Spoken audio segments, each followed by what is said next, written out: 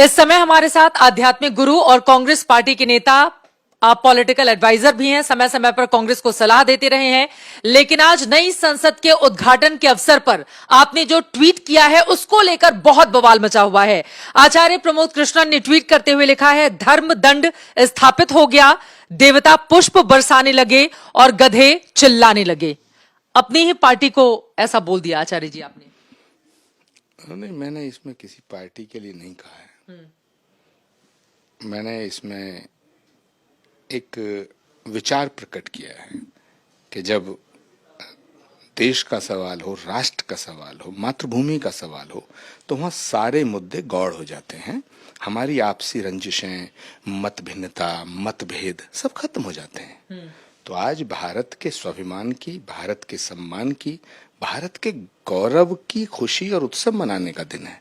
हमें नई संसद मिली है। आप किसको बोल रहे हैं ये तो क्लैरिफाई करना पड़ेगा ना। गधे चिल्लाने लगे, ये कैसा शब्द है, लोग समझना चाहेंगे। क्योंकि कांग्रेस पार्टी की ओर से भी लगातार निशाना साधा जा रहा है। आरजेडी हो, जेडीयू हो, दूसरे विपक्षी दल जिन्होंने बायकॉट किया है वो सवाल खड़े कर रहे हैं। किसकी ओर इशारा है?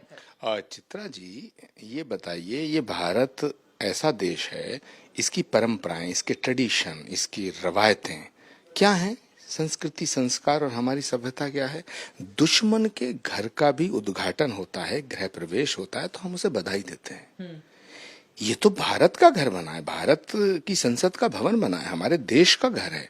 और पंडित नेहरू से लेकर के अटल बिहारी वाजपेयी जी तक जितनी इमारतों के उन्होंने उद्घाटन किए, क्या साथ ले गए? तो क्या इस भवन को मोदी जी साथ ले जाएंगे? हम नरेंद्र मोदी का विरोध करें, हम उनकी नीतियों का विरोध करें, हमें हक है। हम उनके फैसलों की आलोचना करें, हमें हक है। लेकिन देश के नवनिर्मित संसद का बायकॉट करना देश की जनता को बुरा लग रहा है। तो जो जन भावनाओं को आहत करने वाला फैसला जिसने लिया है, उन्हें मैं क्या कहूं। और कांग्रेस पार्टी के नेताओं ने आपसे सलाह नहीं ली थी, आप तो पॉलिटिकल एडवाइजर हैं। देखिए, अब ये एक बड़ा विचित्र और गंभीर सवाल है।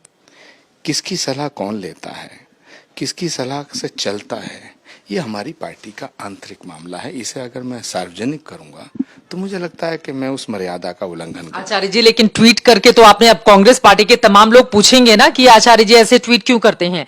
बहुत सारे लोग आपसे नाराजगी भी जाहिर करेंगे, क्योंकि चिल्लाने वाली जो फहरिस्त है उसमें तो वो 21 दल शामिल है ना, जो लगातार मोदी सरकार पर हमलावर हैं। इसको लेकर ये मेरे ट्वीट को आप कैसे लें, ये आपका अपना विषय है।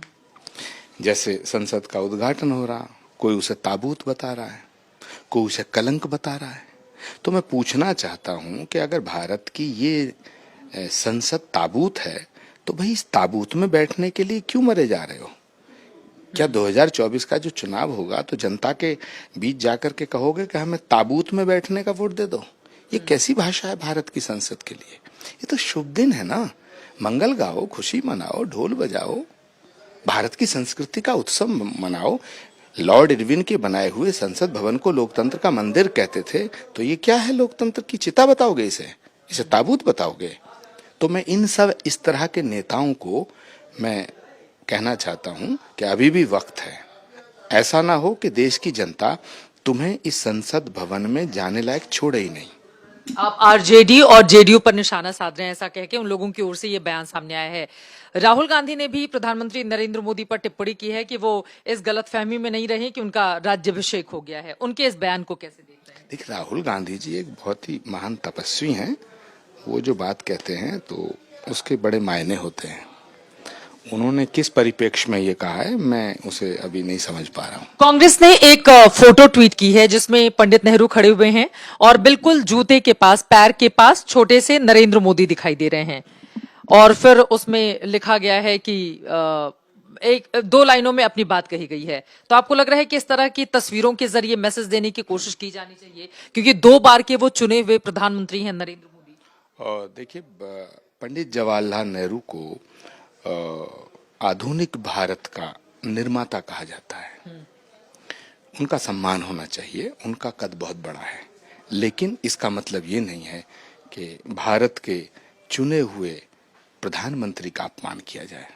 तो यदि कोई देश के वर्तमान प्रधानमंत्री का अपमान करता है तो उचित नहीं है, ये देश को बुरा लगता है। आचार्य जी, मुझे आपकी बातों से ऐसा क्यों लग रहा है, थोड़ा जो दर्शक सुन रहे होंगे, कि आचार्य जी बीजेपी वाली भाषा बोल रहे हैं। सब कुछ ठीक चल रहा है आपका कांग्रेस में, या लग रहा है कि 24 के पहले आचार्य जी इधर उधर शिफ्ट होने वाले हैं? चित्रा जी, परिवार जो होता है वो एक व्यक्ति से बड़ा होता है और पार्टी परिवार से बड़ी होती है और देश पार्टी से बड़ा होता है।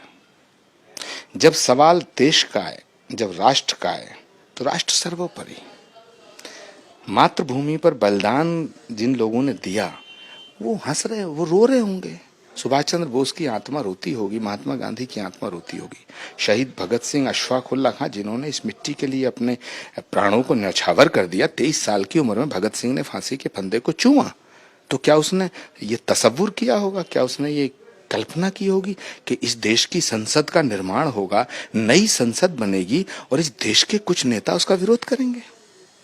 सेंगोल को लेकर भी विरोध किया जा रहा है। दक्षिण भारत से जिस तरह से यहाँ पर संत महात्मा आए, उन्होंने वैदिक मंत्रोच्चार के साथ सेंगोल की स्थापना की। स्वामी प्रसाद मौर्य समाजवादी पार्टी के नेता हैं, उनकी ओर से कहा जा रहा है कि दक्षिण भारत के ब्राह्मणों को बुलाकर और यहाँ पर बाकी लोगों का अपमान करने की कोशिश कर रही है बीजेपी। चित्रा जी, मुझे लगता है कि ये भारत सरकार का फैसला सही है कि दक्षिण और उत्तर भारत, उत्तर और दक्षिण भारत में बहुत सी विषमताएं हैं, असमानताएं हैं, भाषा की, खान पान की, संस्कारों की। तो ये तो बहुत अच्छी बात है कि दिल्ली जो है भारत की जो राजधानी है उत्तर में है और दक्षिण की परंपराओं, दक्षिण के तमाम वहाँ के आश्रम, वहाँ के मठों से सारे संत आए हैं और यहाँ पर के जो सेंगोल स्थापित किया है, धर्मदंड स्थापित किया, राजदंड स्थापित किया है, तो भारत की संसद में अगर राजदंड होगा, धर्मदंड होगा, तो मुझे लगता है कि ये देश के हित में है, इसमें तो कोई आलोचना करने वाली चीज नहीं है। और अगर थोड़ी देर को मुझे बताओ, सरकार तो कल हमारी बन सकती है, सत्ता आती है जाती है, तो अगर हमारी सरकार बनेगी तो क्या हम विपक्ष से ये अपेक्षा करेंगे अगर हम सरकार में हुए, या कल को फिर कोई परिवर्तन होता है, हमने 60 साल देश में, तो क्या हम विपक्ष से ये उम्मीद ना करें कि विपक्ष हमें सपोर्ट करे? प्रश्न ये है, हम सरकार का विरोध करें, हम सत्ता के फैसलों की आलोचना करें, लेकिन किसी भी कीमत पर हम देश के प्रधानमंत्री का सम्मान हमें करना है और देश के प्रधानमंत्री का अपमान हम सिर्फ इसलिए ना करें कि भाजपा के नेता हैं। भाजपा के नेता हैं नरेंद्र मोदी, मैं भी भाजपा के नेता के रूप में उनकी बहुत सी बातों का समर्थन नहीं करता हूं, मैं उनकी आलोचना रोज करता हूं, 10 साल से कर रहा हूं, लेकिन जब देश का सवाल आता, वो हमारे देश के प्रधानमंत्री है, मैं उनका सम्मान करूंगा। मोदी जी की तारीफ के पीछे की कोई खास वजह, क्या कोई मुलाकात हुई है, क्या 24 के पहले आचार्य जी मन बदल रहे हैं, क्या है? मतलब मैं आपकी बातों से लगातार ये देख रही हूं कि आचार्य जी का सब कुछ ठीक ठाक नहीं चल रहा है कांग्रेस पार्टी में। चित्रा जी, अगर मोदी जी कल को ये कह दें कि सूरज पूरब से निकलता है, तो क्या सारा विपक्ष ये कहेगा कि नहीं पश्चिम से निकलता है? सत्य सार्थक सर्वदा, भगवान कृष्ण ने गीता में उद्घोष किया है, सत्य सार्थक सर्वदा, सत्यमेव जयते। ये दोनों सूत्र को आत्मसात करना पड़ेगा। अगर भारत की राजनीति में, भारत के जनमानस पे आप असर डालना चाहते हैं, उनको प्रभावित करना चाहते हैं, तो फिर भारत की जनता के दिलों को जीतो। नरेंद्र मोदी को गाली देना कांग्रेस थोड़ी है, नरेंद्र मोदी को गाली देना विपक्ष थोड़ी है। क्या विपक्ष का काम सिर्फ ये रह गया कि नरेंद्र मोदी कोई फैसला नहीं उसका विरोध करें? एक आखिरी सवाल आपसे, आप आध्यात्मिक गुरु हैं। नरेंद्र मोदी के नेतृत्व में बीते 9 सालों में चाहे राम मंदिर का जन्मभूमि हमने देखा है कि भूमि पूजन रहा हो, या फिर काशी विश्वनाथ कॉरिडोर का निर्माण हो, केदारनाथ में जिस तरह का निर्माण कार्य कराया, बाकी जगहों पर भी, और फिर उसके बाद ये संसद, नरेंद्र मोदी का ये जो कार्यकाल है किस रूप में याद किया जाएगा? क्या आपको लग रहा है कि ये जो दौर है एक विकसित भारत के सपने को तेजी से आगे लेकर जाने वाले प्रधानमंत्री के तौर पर, क्योंकि बहुत सारे कामकाज मोदी के नेतृत्व में हुए हैं, ये बात तो सच है, आप भी मानेंगे? देखिए, जहां तक राम मंदिर के निर्माण का सवाल है तो उसका फैसला तो सुप्रीम कोर्ट का है, लेकिन नरेंद्र मोदी जी के जितने भी कार्य हुए हैं जो उनके कार्यकाल में, उसमें बहुत से काम अच्छे हैं। 370 हटाने का फैसला राष्ट्र के हित में अच्छा था। हम कांग्रेस पार्टी में रहते हुए हमने, कुछ लोगों ने उसका समर्थन किया, लेकिन कुछ लोगों ने उसका समर्थन नहीं किया। एक बात है कांग्रेस पार्टी के अंदर कि वहां आंतरिक लोकतंत्र है, बोलने की आजादी है। अगर मतलब इस तरह के ट्वीट पर आपको किसी का फोन नहीं आया कि आपने ये ट्वीट क्यों किया? आएगा भी, आया होगा तो मैं आपको क्यों बताऊंगा? हैं? अब प्रश्न ये पैदा होता है कि सोमनाथ के मंदिर का निर्माण जब हुआ था तो उसमें पंडित नेहरू की भूमिका थी। तो भारत की धरोहर, भारत की संस्कृति और सभ्यता को संजो कर रखना, ये तो हर प्रधानमंत्री का दायित्व है। किस रूप में याद किया जाएगा इस दौर के नरेंद्र मोदी को? आखिरी सवाल, 2 लाइन में। मुझे लगता है कि मेरा झगड़ा आप पार्टी से करा के छोड़ेंगे। हैं? नरेंद्र मोदी जी की अगर मैं तारीफ करूंगा तो फिर कांग्रेस वाले मेरी गर्दन काट देंगे। लेकिन नरेंद्र मोदी जी एक लोकप्रिय नेता हैं, इसमें कोई संदेह नहीं है। इस देश की जनता ने उन्हें चुना है।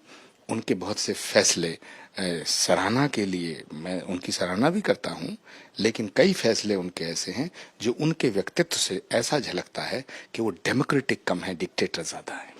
ठीक है, चलिए बहुत शुक्रिया आपका आचार्य जी, आज तक से जुड़ने के लिए, बातचीत करने के लिए।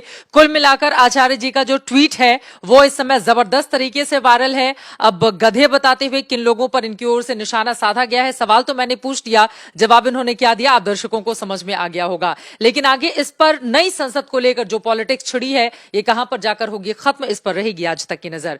कैमरामैन संजय कुमार के साथ चित्रा त्रिपाठी, दिल्ली आज तक।